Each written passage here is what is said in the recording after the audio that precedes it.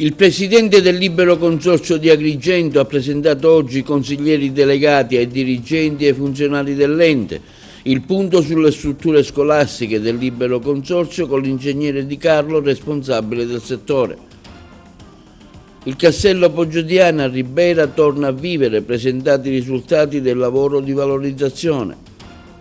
Avvicendamento di ufficiali al comando provinciale di Agrigento. Approvato il documento di economia e finanza regionale, ma la manovra quater resta in commissione ferma. Non bastano ai partiti del centrodestra i 25 milioni stanziati in più dal governo. Manifestazione pro Gaza indetta dalla CGIL di Agrigento per sabato alle ore 18 a Porta di Ponte. Resi noti i calendari di promozione, l'Agragas debutterà con il Pro Ragusa, presentata ieri la squadra della pallamano Girgenti.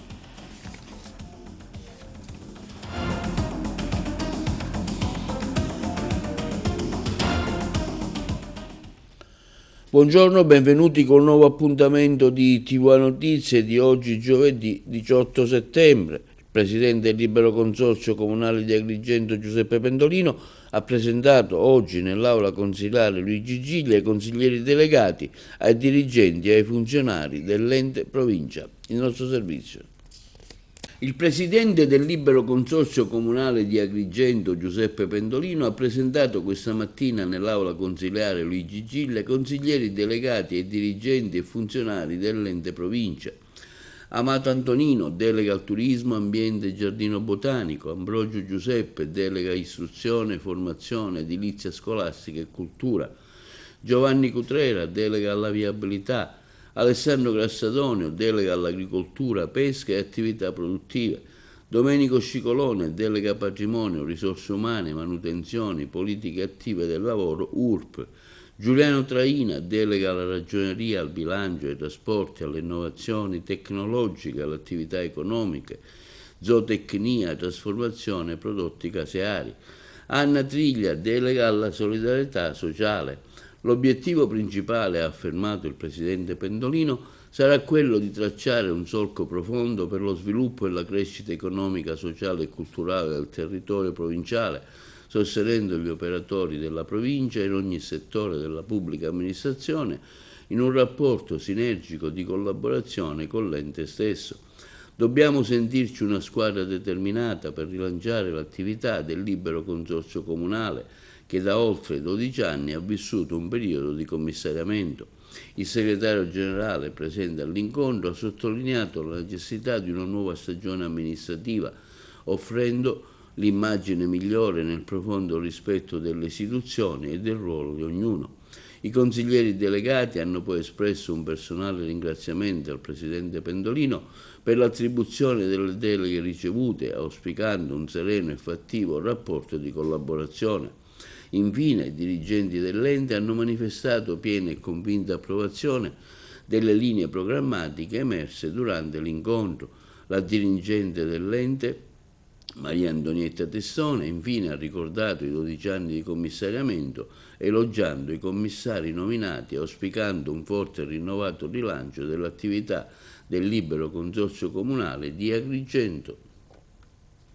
E con l'ingegner Michelangelo Di Carlo, responsabile del settore, abbiamo fatto il punto sulle strutture scolastiche del Libero Consorzio di Agrigento, in particolare sul futuro del liceo Politi, che verrà trasferito nei locali dell'Istituto Foderà, e della struttura dell'ex istituto Epia Fermi alla stazione Bassa, chiusa da diversi anni. Sentiamo l'ingegner Michelangelo Di Carlo. Ingegnere Di Carlo, ecco, le faccio un'altra domanda che riguarda l'Istituto Politi di Agrigento. Quale sarà la destinazione? Lei aveva anticipato che c'era un pericolo di staticità, l'anno scolastico è iniziato, però ci saranno delle nuove... Hanno già trasferito nell'ex Foderà 8 classi, e ne restano altre 8, le trasferiranno per le vacanze di Natale e poi entro Natale si sposteranno anche gli uffici, per cui a quel punto l'istituto verrà completamente chiuso.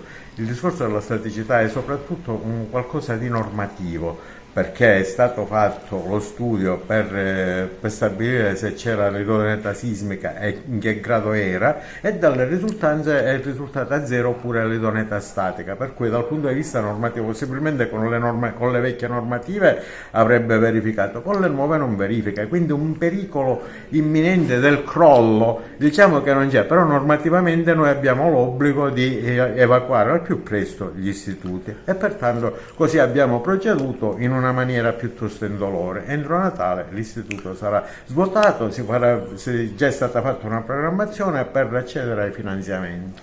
Le altre scuole come sono combinate?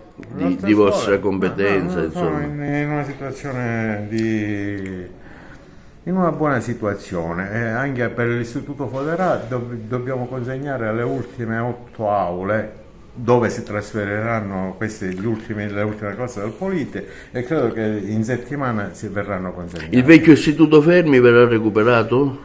Il vecchio Istituto Fermi è stata fatto un aumento è stato computato un aumento dei costi, quindi siamo sui 29 milioni di euro. E noi contiamo, perché è in buona posizione, noi contiamo di ottenere un finanziamento, se non totale, vediamo cosa dice la Regione, almeno parziale, per recuperarne una parte, ma soprattutto per eseguire dei lavori che ci consentano di mettere piede là dentro e di evitare i continuati di vandalismo che praticamente sono avvenuti nel passato e che hanno distrutto quasi completamente. Ma c'è una speranza di un recupero, diciamo? Ora vediamo, praticamente è uscito il piano triennale dell'edilizia scolastica, ancora non è stato bandito l'immissione dei progetti. Nel momento in cui viene bandito un progetto sarà del Politi, l'altro progetto sarà sicuramente del Fermi, presentato per accedere ai finanziamenti. Il castello di Poggiodiana di Ribera torna a vivere, presentano i risultati del progetto di valorizzazione. Un importante sito e che può essere, con anche futuri accorgimenti, con il miglioramento della strada, con altri finanziamenti, può essere pienamente fruito dai nostri concittadini e da tutti quelli che vorranno visitarlo. Si innesta in un percorso di sviluppo locale, questo è uno di quegli investimenti che come GAL facciamo a favore dei comuni. Abbiamo fatto 29 finanziamenti a 29 comuni perché potenziassero tutta la loro rete di conoscenza, di informazione e di mettere a conoscenza di tutti i cittadini, ma anche dei turisti, di tutti quelli che vorranno visitare, le loro emergenze e le loro bellezze paesaggistiche. Stasera è una serata speciale per noi perché chiudiamo l'intera programmazione con la presentazione dei lavori di prima fruizione del Castello Poggiodiana. Per noi la porta dei Sicani. In questi anni abbiamo molto lavorato per creare l'offerta territoriale, valoriale, relazionale dei Sicani in maniera integrata, mettendo dentro principalmente la cultura, i beni culturali, ma soprattutto il capitale umano sicano. Abbiamo strutturato percorsi, abbiamo costituito partenariati in ogni comune del GAL, abbiamo strutturato la nostra offerta con le reti di impresa che oggi sono in grado di fornire pacchetti turistici integrati. Avere una porta così bella che apre al territorio è davvero un onore per quanto ci riguarda.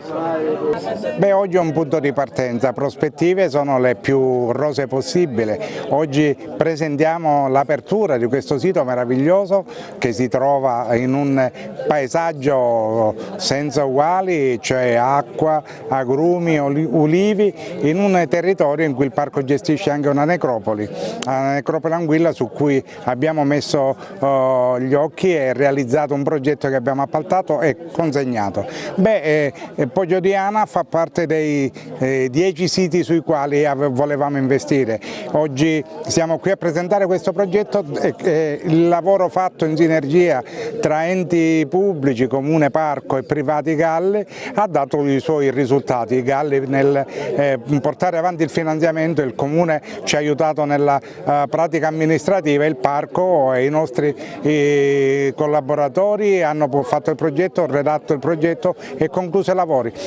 Faremo dei lavori, un progetto di valorizzazione innanzitutto per lanciare questo sito perché non è conosciuto, seppure un turismo di tipo archeotrekking già lo conosceva, ma noi lo vogliamo fare conoscere. In questo senso sosterremo noi all'inizio le risorse per aprire questo sito e farlo conoscere ai visitatori. Apriremo magari cadenzate fino ai fine settimana, ma porteremo qui le scuole, vedremo se il prossimo anno possiamo sistemare la stradella di accesso, ma come dicevo oggi è un giorno di gioia per tutti, per l'apertura, ma da qui si comincia a lavorare per una piena valorizzazione.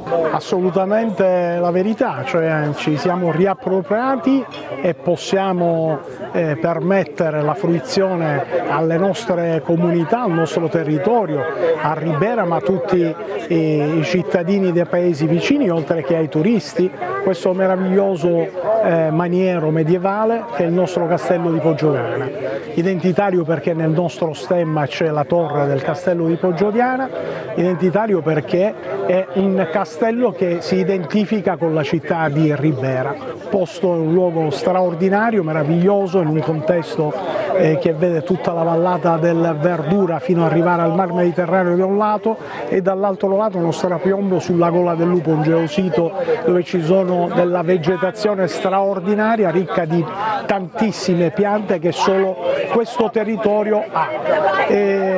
Adesso bisogna valorizzare quello che di buono si è fatto grazie alle risorse del GAL, grazie al parco archeologico che immediatamente ha aderito alla proposta di riqualificare, mettendolo in sicurezza e cercando di poterlo far fruire ai più questo sito, questo luogo. Assolutamente sarà la possibilità, ci darà di poter fare tante iniziative dal punto di vista culturale, dal punto di vista della proposta anche musicale. È un sito che sembra un set cinematografico naturale dove si ha la volontà e l'impegno di poter realizzare tanti eventi che abbiano una ricaduta culturale ma con i necessari riverberi dal punto di vista anche economico e sociale. Consegniamo alla fruizione della nostra comunità questo ulteriore bene importante che era abbandonato da tantissimi decenni e che adesso diventa accessibile ai tanti visitatori, anche ai nostri concittadini che avranno il piacere di venire qua anche per respirare l'aria e il clima che c'è qua, per momenti di suggestione, per momenti anche di poesia. Avvicendamento di ufficiali al comando provinciale dei Carabinieri di Agrigento. Arriva il nuovo comandante della compagnia di Cammarate, il capitano Antonio Caligi, che succede al capitano Dario Cocchioni. Trasferito anche il comandante della compagnia delicata Emanuele Argetta e quello di Ribera, tenente De Felice. Il nostro servizio. Presso la sede del comando provinciale di Agrigento, il comandante De Tullio ha dato ufficialmente il benvenuto al nuovo comandante della compagnia dei Carabinieri di Cammarate, il capitano Ernesto Maria Antonio Califri, di 35 anni, il quale succede al capitano Dario Cocchioni, trasferito alla compagnia Carabinieri di Siena. Quest'ultimo ha retto il comando della compagnia per 4 anni, nel corso dei quali si è sempre dimostrato vicino alle esigenze dei cittadini, intrattenendo ottimi rapporti con le istituzioni locali. Il capitano Ernesto Maria Antonio Califri, nato a Napoli nel 90, si è arruolato nell'Arma dei Carabinieri nel 2013, frequentando la Scuola Maresciallo Brigadieri di Firenze, ha conseguito la laurea in Scienze Giuridiche della Sicurezza e ha frequentato il 190° corso presso l'Accademia Militare di Modena, completando il percorso formativo presso la Scuola Ufficiali Carabinieri di Roma, affinando le competenze tecnico-professionali, conseguendo la laurea magistrale in giurisprudenza presso l'Unità di Roma Tor Vergata, in seguito anche un master di secondo livello in intelligence presso l'Università della Calabria. Nei giorni scorsi altri 2 colleghi che hanno prestato servizio al comando provinciale sono stati trasferiti. Si tratta del capitano Emanuele Argetta, già comandante della sezione operativa della compagnia Carabinieri di Licata, che è stato trasferito al comando del nucleo operativo della compagnia Carabinieri di Vittoria in provincia di Ragusa, e del tenente Vincenzo De Felice, che lascia il comando della tenenza dei Carabinieri di Ribera per ricoprire il prestigioso incarico di comandante del nucleo tutela patrimonio culturale di Palermo. E i due malviventi ieri mattina hanno fermato in contrada Fondacazzo un pavarese che era al volante di una Mercedes classe A. Gli hanno spruzzato sul volto lo spray al peperoncino e gli hanno portato via l'auto e il portafogli. La macchina è stata ritrovata abbandonata nel pomeriggio in via Dante ad Agrigento da una pattuglia della sezione volanti della questura. Sul posto anche la scientifica per i rilievi. La rapina è stata portata a termine da due giovani, forse immigrati. In occasione della festività di San Michele Arcangelo, patrono della Polizia di Stato, presso la chiesa di San Michele Badiola in via San Girolamo, lunedì 29 alle ore 10:30 avrà luogo la Santa Messa officiata da Sua Eccellenza il Vescovo Alessandro Damiano. A comunicarlo il questore di Agrigento Tommaso Palumbo. Il Presidente della Repubblica Sergio Mattarella ha concesso la medaglia d'onore ai cittadini italiani, militari e civili che sono stati deportati e internati nei lager nazisti e destinati al lavoro coatto per l'economia di guerra, in virtù della legge che istituisce la giornata degli internati italiani nei campi di concentramento tedeschi durante la Seconda Guerra Mondiale. Si svolgerà in prefettura venerdì 19 alle ore 11 la cerimonia di consegna della medaglia d'onore alla memoria del signor Gaetano Casino Papia, nativo di Agrigento, deportato in Germania dal 24 settembre 1943 al 5 agosto 1945. Passiamo alla politica. L'ARS ha approvato il documento di economia e finanza regionale, ma rallenta l'iter della manovra finanziaria Quater, ferma in commissione bilancio. Il governo mette sul piatto 25 milioni in più, ma fra i partiti del centrodestra non c'è ancora l'accordo. Il servizio da Palermo. Approvato ieri all'ARS il documento di economia e finanza regionale proposto dal governo, ma resta ferma in commissione la manovra Quater che agita nuovamente le acque anche fra gli stessi partiti di maggioranza. Quanto accidentato sarà il cammino della manovra lo si vedrà nelle prossime ore, quando, scaduto il termine per la presentazione degli emendamenti aggiuntivi, si capirà che piega prenderanno i partiti. Sembra quasi certo però che il termine ultimo per l'ok definitivo alla manovra, previsto per il 9 ottobre, slitterà in avanti. Ad agevolare il cammino della manovra ci prova il governo, che annuncia per bocca dell'assessore all'economia Alessandro Dagnino che ci sono 25 milioni in più per grandi temi, che si vanno ad aggiungere ai 35 milioni già destinati agli emendamenti che finanziano iniziative nei collegi elettorali dei deputati. Si tratta di somme che maggioranza e opposizione possono utilizzare per allargare la manovra oltre il testo base del governo, aumentando la spesa.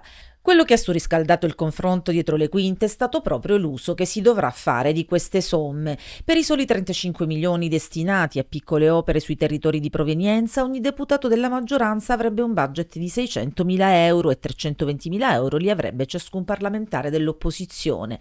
I 25 milioni extra dovrebbero essere divisi così: 18 alla maggioranza e 7 al centrosinistra, anche se adesso resta da stabilire con che tipo di emendamenti inserirli nella manovra.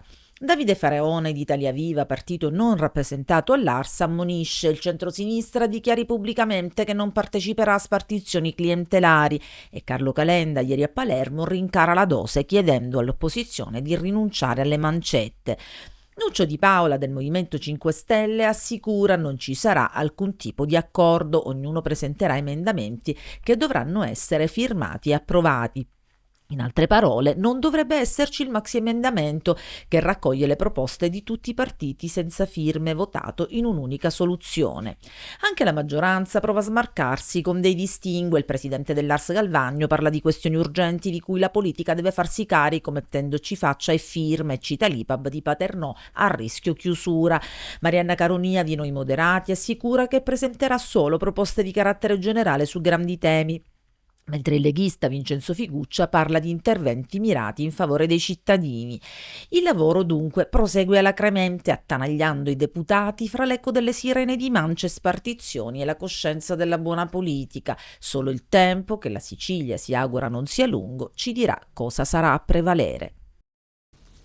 Da Roberta Lala, presidente provinciale di Italia Viva, riceviamo la nota che riguarda la siccità nel Riberese e afferma: insieme all'onorevole Davide Faraone la scorsa settimana mi sono recato a Ribera per visitare alcune aziende agricole. Abbiamo riscontrato una situazione assolutamente critica a causa della siccità e della scarsità di irrigazione. Si rischia di perdere circa il 50% della produzione di arance. Apprendiamo con amarezza da una nota stampa che il responsabile della cabina di regia per l'emergenza idrica della regione, Salvo Cocina, ha comunicato che la risorsa idrica ora disponibile basta a malapena per garantire l'uso potabile e non può essere fornita nessuna irrigazione di soccorso. In questo modo si condannano di fatto gli agricoltori alla perdita del raccolto con gravi conseguenze economiche. Basta con la menzogna e la propaganda becera. Il presidente Schifani vada a parlare con gli agricoltori e trovi le soluzioni anziché negare l'emergenza siccità. E sabato 20 alle ore 18 a Porta di Ponte, manifestazione organizzata dalla CGIL di Agrigento per dire no al genocidio a Gaza. Il nostro servizio. La CGIL di Agrigento, con il suo segretario generale Alfonso Buscemi, chiama a raccolta i cittadini per dire no al genocidio a Gaza e per gridare insieme il bisogno di pace, giustizia e umanità. L'appuntamento è previsto sabato 20 settembre alle 18 in piazza Porta di Ponte ad Agrigento. Non possiamo restare in silenzio mentre Gaza, donne, uomini e soprattutto bambini vengono travolti dalla violenza e dalla fame. Il silenzio uccide, l'indifferenza rende complici. Oggi più che mai è il momento di far sentire la nostra voce, dichiara il segretario generale e provinciale di Agrigento Alfonso Buscemi. Chiediamo a tutti, giovani e meno giovani, famiglie, associazioni, lavoratori e lavoratrici, di essere presenti in piazza. Solo insieme si può trasformare la rabbia e il dolore in forza collettiva per chiedere la fine del massacro e l'affermazione del diritto alla vita. La CGIL di Agrigento chiede con forza al governo guidato dalla Meloni di non girare la testa altrove, ma di prendere una posizione chiara e coraggiosa, riconoscere ufficialmente lo Stato di Palestina, condannare senza ambiguità il genocidio in corso, chiudere ogni rapporto commerciale con Israele fino a quando non verranno rispettati i diritti umani e la vita dei civili innocenti. La manifestazione, conclude Buscemi, sarà un abbraccio collettivo di solidarietà verso il popolo palestinese, un atto di resistenza civile contro la logica della guerra. Pertanto invitiamo tutti e tutte a partecipare, a portare la propria voce, la propria presenza, il proprio cuore, perché nessuno possa dire di non avere visto e di non aver saputo. L'AICA di Agrigento sta inviando diverse lettere ai proprietari di immobili che negli anni hanno cessato le utenze. Cosa fare? Ne abbiamo parlato con Livio Sutera Sardo dell'Asso Utenti di Agrigento. L'intervista. Numerosi cittadini in questi giorni stanno ricevendo delle lettere da parte dell'AICA in quanto hanno avuto delle utenze che poi negli anni hanno cessato e che in ogni caso non utilizzano più. Ecco, voi come associazione di utenti cosa consigliate di fare? Cosa farete insomma? Cioè, i cittadini che si ricevono queste raccomandate in cui è previsto o in cui AICA invita i cittadini a regolarizzare la propria posizione, quindi stipulando un nuovo contratto, ma chi ha disdetto il contratto anni fa o comunque anche pochi giorni fa, non è importante, c'è il regolamento che prevede che il cittadino può tranquillamente disdire il contratto. In particolare molti hanno disdetto il contratto negli anni precedenti, quando c'era ancora il vecchio gestore. Io raccomando ai cittadini, quando arrivano queste raccomandate, di non tenerne conto perché nulla possono fare. Anche il metodo di paragone, la Tari. E la Tari non è un metodo di paragone, perché io pago Tari, devo avere anche un contratto idrico. La Tari, mettiamo il caso che molti cittadini in casa non hanno più utenze energetiche, non hanno più mobili, e quindi non hanno nemmeno il contratto idrico, è a loro diritto. Quindi non capiamo il motivo, perché cioè, ridurre a queste motivazioni così basse per cercare di fare cassa mi pare un poco esagerato. Vorrei ricordare invece che all'AICA che ci sono ancora 8 comuni che ancora non hanno consegnato le reti. Questo è un modo per far abbassare chiaramente la tariffa. Ci sono ancora 8 comuni che dopo 31 anni dalla legge Galli non hanno ancora i misuratori idrometrici. Cioè, cosa si è fatto in questi anni affinché si potesse regolarizzare queste posizioni che sicuramente portano soldini in cassa all'AICA? Ci sono migliaia e migliaia ancora di utenze idriche a forfait. Dico, le vogliamo aumentare queste utenze idriche, visto che generalmente si parla nei condomini di 3 occupanti per ogni abitazione, ma vogliamo aumentare anche per quanto riguarda il forfait a queste condizioni in maniera tale che anche loro paghino in modo un poco giusto? Cioè bisogna intervenire in queste cose in modo tale che il cittadino sia soddisfatto e non i mezzucci puntando sull'ignoranza della gente, sul fatto che la gente non conosce bene il regolamento. Ecco, la vostra associazione è sempre a disposizione per ogni servizio, diciamo, da parte ai cittadini, no? Noi siamo sempre disposti, e lo facciamo sempre gratuitamente, a ricevere tutte le lamentele dei cittadini e a rispondere caso per caso chiaramente all'AICA. Quello che ci dispiace è aver notato che nonostante ci sia il nuovo consiglio di amministrazione, ancora le associazioni di consumatori non sono state né interpellate né chiamate a un contraddittorio in modo tale da verificare quantomeno come si può fare o come non si può fare per alleviare le bollette dei cittadini. Questo è molto importante e ci dispiace, e lo sottolineo ancora, dopo tanti mesi ancora non abbiamo ricevuto nessun invito a un confronto con il nuovo consiglio direttivo. Il leader di Azione, Carlo Calenda, a Palermo, non ha risparmiato un attacco al presidente della regione siciliana, Renato Schifani. Ce ne parlano meglio i colleghi di Palermo. I siciliani hanno bisogno che lo Stato si occupi direttamente di loro. Perché? Perché l'Assemblea regionale non si occupa di loro, come abbiamo visto nelle nomine si occupa esclusivamente di piazzare chi non è stato eletto o chi gli deve fare un favore di corrente con delle scene vergognose e indegne come l'ultima che è avvenuta sull'autorità dei trasporti.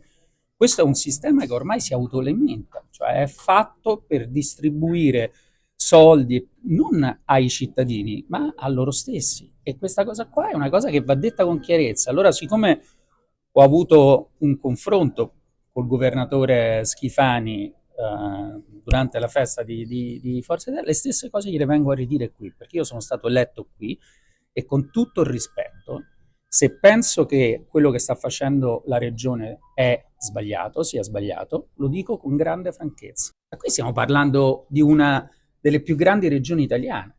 E posso dire una cosa, a chi dice c'è sempre stato, io non lo so se c'è sempre stato, certamente oggi è senza ritegno. E siccome io penso che i siciliani non siano figli di un minore e non sono condannati a questo scempio, a questo spettacolo, questa cosa la voglio dire chiaramente ogni volta che incontro il governatore Schifani, lo incontrerò, e anche in Sicilia, perché se non c'è un moto qui nel dire questo sistema va interrotto, noi vedremo un continuo, neanche troppo lento, come succede sulla sanità, smembramento di questa regione ad opera di una classe di feudatari che la sta opprimendo. Ogni singola nomina con accanto il partito politico di riferimento, non ce n'è una che viene fatta sulla base di un merito. E Schifani dice che io insulto la Sicilia, ma è lui che insulta la Sicilia ogni volta che lo fa. Cerchiamo di ristabilire qualche principio di decoro, perlomeno. Almeno uno sta zitto e fa finta di niente. Negli ultimi, 80 anni, noi abbiamo visto fallire lo statuto speciale. Abbiamo visto fallire perché non sono migliorati i servizi ai cittadini, sono peggiorati. Allora a me quello che interessa sono i servizi che hanno i siciliani. Non è che la regione esiste per la regione esiste per assicurare dei servizi. Linea alla regia per la pubblicità. è il professor Francesco Pira, insignito dal titolo di accademico siciliano di cultura umanistica. Sentiamolo in questa sua dichiarazione.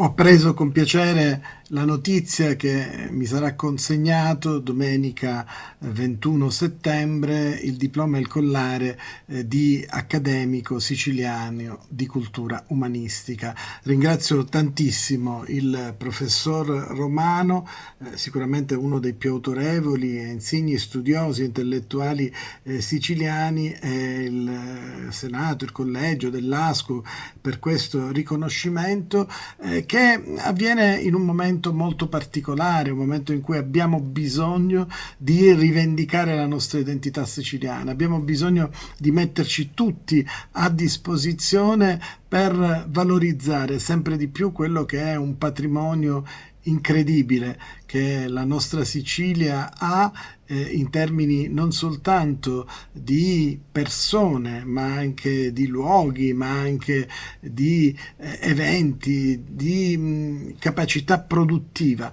E quindi rafforzare appunto quella che è l'identità siciliana, rafforzare quella che è la cultura umanistica della nostra regione è certamente un compito che mi trova pronto e disponibile, e di questo ringrazio tantissimo l'Accademia Siciliana di Cultura Umanistica, l'ASCU.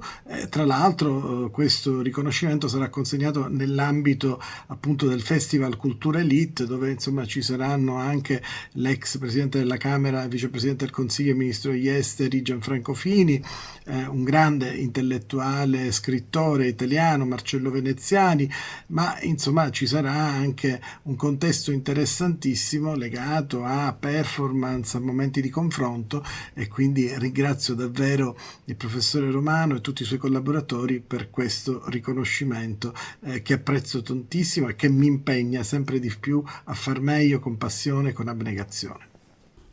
Un'opportunità concreta per le imprese siciliane che vogliono puntare sull'innovazione digitale. A Palermo si è svolto un interessante incontro formativo promosso dalla Camera di Commercio di Palermo ed Enna per approfondire gli avvisi regionali a sostegno della digitalizzazione delle aziende. I colleghi di Palermo. La Sicilia è una terra che dal punto di vista della digitalizzazione, dal punto di vista imprenditoriale è piena di eccellenze e cammina a una velocità elevatissima. Da quando esiste il governo Schifani, e non voglio fare troppo l'uomo di parte, devo dire che cresciamo più del nord. I dati di Unioncamere, i dati di Svimez, i dati Istat lo confermano. Una Sicilia che cresce dal punto di vista occupazionale, le aziende crescono. E devo dire che questo governo ha grandissima attenzione verso il mondo produttivo. Non c'è manovra, non c'è legge di stabilità, non c'è variazione di bilancio dove non ci sono misure adeguate ad hoc per sostenere il mondo produttivo siciliano. Un importante passo in avanti in aiuto alla digitalizzazione delle imprese. Sì, intanto qua alla Camera di Commercio ci troviamo nel tempio della digitalizzazione. Noi oramai l'80% dei servizi sono tutti in digitale.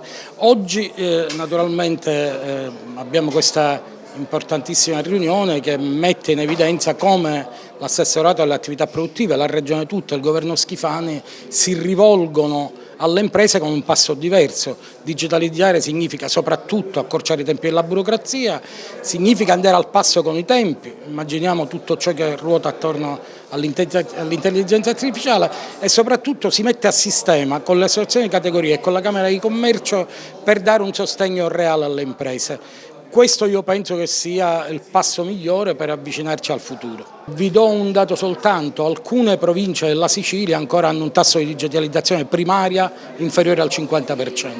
Questo significa che non si possono affacciare ai mercati, nemmeno ai mercati locali. Fare questo significa proiettarli naturalmente su mercati diversi, fare una crescita che è una crescita graduale e opportuna, e poi il passo successivo naturalmente sarà sostenerli e sostenerli con la digitalizzazione avanzata. Dal 2023, posso parlare da quella data personalmente, abbiamo notato un cambio di passo e una direzione decisa per dare la possibilità alle imprese di creare un nuovo una nuova direzione nell'ambito dell'innovazione e della tecnologia. Questo prima di tutto si è concretizzato con Ripresa Sicilia, che finalmente è già ad uno stato di maturità come misura, quindi anche in termini di erogato ci sta dando delle belle soddisfazioni. Poi c'è stata anche Fa Impresa, che è stata una misura decisiva per stimolare questa capacità delle imprese di creare nuove imprese votate anche all'innovazione. Passiamo allo sport, resi noti i calendari di promozione dei gironi A e D. L'Akragas debutterà con il Pro Ragusa, ce ne parla meglio il collega Carmelo Lentini. Sono usciti i calendari di promozione e sarà debutto interno allo Stadio Seneto per l'Akragas di Sebi Catania, che ospiterà il Pro Ragusa il prossimo 28 settembre. Lo ha deciso la LND Sicilia, che ha provveduto a diramare il calendario della stagione 2025-26 e relativo al campionato di promozione Girone D. Intanto l'Akragas si presenterà ai tifosi venerdì 19 settembre alle ore 18:30 presso lo stadio Seneto di Agrigento. Sarà presente l'intero staff dirigenziale tecnico, oltre la rosa di calciatori al completo.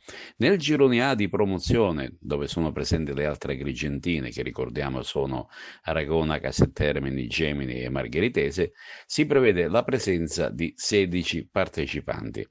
Prima giornata impegnativa per 3 squadre che debutteranno fuori casa.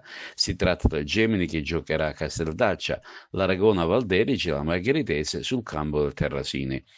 L'unica a giocare in casa invece è il Casteltermini, che ospita il Campo Reale. Il primo derby programmato sarà la 4ª giornata tra Gemini e Casteltermini, mentre alla 5ª ci sarà Casteltermini-Aragona. Un salto sino all'11ª giornata che vedrà opporsi Gemini Margheritese, Aragona Gemini, e si giocherà la 12ª giornata del mese di dicembre, mentre alla 13ª ci sarà Aragona Margheritese. Il girone di promozione si concluderà come il girone D, vale a dire il 26 aprile del 26. Presentata ieri la nuova squadra della Pallamano Girgenti, avviando anche la nuova campagna abbonamenti. In merito abbiamo sentito Paola Vella, responsabile della squadra, intervistato da Gaetano Ravanà. La A-Silver ok, nuova casa ok, squadra che è stata rafforzata, chiaramente anche con un esborso economico non di meno. Adesso cosa chiedete ai tifosi e agli appassionati? Noi abbiamo mantenuto le nostre promesse, avevamo promesso alla città una Serie A e ci siamo arrivati con tantissimi sacrifici, avevamo promesso di forzare l'apertura del palazzetto e ci siamo riusciti, adesso manca solo il pubblico. Al pubblico chiederemo solamente un piccolo sacrificio che non deve essere visto come un sacrificio economico, perché abbiamo creato un abbonamento che è un abbonamento family, che costa 30 euro per 4 persone, quindi una famiglia può vedere 9 partite in casa in un palazzetto meraviglioso, stare vicino ai ragazzi, che facendo il conto e facendo la divisione per 9 partite per 4 parliamo veramente di 1,50 euro e neanche. È un aiuto che la squadra chiede, è una vicinanza che la squadra vuole a tutto il pubblico agrigentino e agli amanti della pallamano. Ma non solo gli amanti della pallamano. Chiunque, anche i curiosi, perché voglio dire, la pallamano prende. Io ho iniziato tantissimi anni fa, ho conosciuto questo sport da bambino, l'ho arbitrato e sono stato arbitro a livello professionista per più di 25 anni. Vedendo una partita, seguendo i miei padrini arbitri ai tempi, non sono potuto più uscire da questo sport. Tanto da diventare il presidente della pallamano. Mi hanno coinvolto mettendomi dall'altro lato della medaglia e sono il presidente di questa meravigliosa squadra e di questi meravigliosi ragazzi. Senti, per concludere, avete anche avanzato l'ipotesi, proprio parlando di pallamano, di dedicare il nuovo polivalente a un grande personaggio, no? Don Pietro Fusetti, che tra l'altro amava la pallamano tanto da trasformare il campo dell'oratorio da Unguanella proprio nel campo della pallamano. Il Unguanella per noi è il tempio della pallamano, penso che Padre Fusetti merita assolutamente che venga intitolato il palazzetto a lui. Le altre società che con voi gestiscono la nuova struttura sono d'accordo? Assolutamente sì, perché dico, il parroco non era solamente per la pallamano. Voi sapete tutti che l'oratorio di Onguarella è stato proprio il tempio del calcetto, del ritrovarsi insieme, quindi era un amante dello sport. I soci sono amanti dello sport e sono persone molto intelligenti, quindi hanno accettato subito la proposta. E fino al prossimo 28 settembre a Catania e Messina il Bellini International Context è un festival multidisciplinare dedicato al compositore catanese Vincenzo Bellini, giunto alla sua quinta edizione, oltre 20 gratuiti su prenotazione, tutti incentrati sul repertorio e l'eredità del compositore catanese, i colleghi di Catania. Orgogliosa appunto di condividere qua alla Villa Bellini la quinta edizione del Bellini International Context, un evento del quale mi piace sottolineare la grande sinergia che si è creata fra le città Messina, Catania e Palermo, perché ricordo che questo evento promosso dalla Regione Siciliana, dall'assessorato al turismo, organizzato dall'assessorato al turismo, ma ha trovato il coinvolgimento dei nostri teatri, penso al Teatro Massimo di Palermo, al Teatro Bellini di Catania e al Teatro Vittorio Emanuele di Messina, oltre che di tutti i conservatori della nostra isola, della Fondazione Tauarte con la sua direttrice artistica Gianna Fratta, il Catania Summer Fest e l'Arcidiocesi di Catania, insomma veramente un coinvolgimento a 360 gradi di quella che diciamo di tutte le istituzioni che fanno cultura nella nostra terra e non ultimo l'Università di Catania. Siamo alla quinta edizione del Bellini International Context, una programmazione di 27 appuntamenti in 16 giorni, dal 13 di settembre al 28 a Catania, che è la patria dove è nato Vincenzo Bellini, ma anche a Messina, altro polo importante con il suo Teatro Vittorio Emanuele. Tanti spettacoli di tipologia diversa, abbiamo una programmazione artistica variegata, multidisciplinare che spazia dal teatro alla danza, ovviamente alla musica, con un particolare focus sull'opera. Quest'anno allestiamo il Pirata, il teatro con un nuovo allestimento del Teatro Bellini di Catania, principale protagonista di questa meravigliosa kermesse, concerti sinfonici, concerti cameristici, recital, incontri, guide all'ascolto, insomma tantissimo per tutto il pubblico che vorrà seguirci qui alla Villa Bellini, al Teatro San Giorgi, al Teatro Bellini, al Teatro Vittorio Emanuele e in tutti i luoghi sparsi nella città, quindi vi aspettiamo. Grandissimo entusiasmo, quinta edizione del Bellini International Context. La rete dei teatri pubblici e delle istituzioni pubbliche che si occupano di cultura di tutta la regione siciliana, ancora una volta uniti nel segno di Bellini. Tante le istituzioni coinvolte, tanti gli autori e soprattutto una magnifica collaborazione che Catania ospita. Senza Bellini non ci sarebbe un mondo di cultura, di pace, di arte. Bellini un grande rivoluzionario che amava la vita, amava l'arte e ci insegna tanto. È un contesto particolarissimo, siamo alla Villa Bellini, siamo all'open air, all'aperto, e io devo dire che ho proprio trovato che la musica di Bellini è molto adatta a questi contesti, perché è come se si fondesse con l'aria, con la luce, con questa luce scura. Norma, per esempio, è stato emozionante cantare Norma in questo contesto perché vedevo proprio gli alberi, no? Mi sentivo un'incantatrice della natura come Norma è, e quindi è stato molto emozionante e sono felice che questo concerto ha dato l'inizio a una manifestazione dedicata a Bellini. E i Teppissi dei Sogni si esibiranno in concerto in Piazza Kennedy stasera alle ore 22 in occasione della manifestazione Le Tradizioni di Vigata, il mondo di Andrea Camilleri, organizzata dal Comune di Porto Empedocle con la compartecipazione economica del Libero Consorzio Comunale di Agrigento nell'ambito degli eventi collaterali programmati dal Comune per celebrare il centenario della nascita di Andrea Camilleri. Sentiamo i Teppissi dei Sogni. Ciao a tutti, siamo dei Pisti dei Sogni. Questo videomessaggio per invitarvi il 18 di settembre a Porto Empedocle in provincia di Agrigento. In piazza Kennedy noi ci saremo, sperando che ci sarete anche voi. Un abbraccio a tutti quanti gli amici di Porto Empedocle, nello specifico al nostro management Giuseppe Cusimano. Ciao dai teppisti. Ciao. E questo è tutto per l'edizione di TV Notizie di oggi. Vi ricordiamo che i nostri programmi si possono vedere in tutta Italia sul canale 268 del digitale terrestre per chi ha la Smart TV, in streaming sul sito www.televideagrigento.tv, il telegiornale sul canale 93 di Video Sicilia alle 15 alle 20 e replica la mattina alle 9. Inoltre i nostri servizi si possono visionare sul canale YouTube di TVA Televideo Agrigento. E questo è tutto per oggi e vi auguriamo una buona serata.